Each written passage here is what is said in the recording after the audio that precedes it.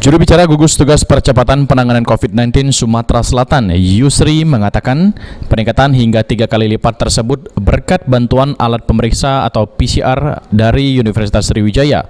Selain itu, gugus tugas tengah mendorong Rumah Sakit Pusri agar dapat memperbantukan alat PCR yang baru saja dibeli rumah sakit tersebut. Namun alat PCR harus dipindahkan ke BPLK Palembang karena menurutnya ruang pemeriksaan Rumah Sakit Pusri belum memenuhi standar laboratorium biosafety level 3 seperti BPLK Palembang.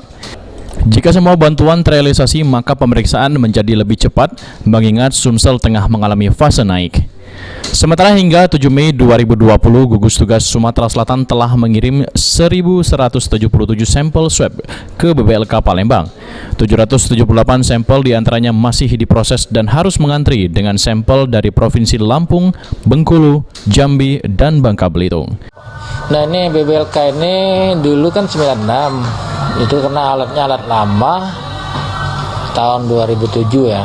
Nah, setelah itu ada perbantuan alat dari Fakultas Kedokteran Unsri, alat pemeriksa PCR itu, sehingga kapasitas pemeriksaan sampai hari ini sekitar 254 spesimen per hari.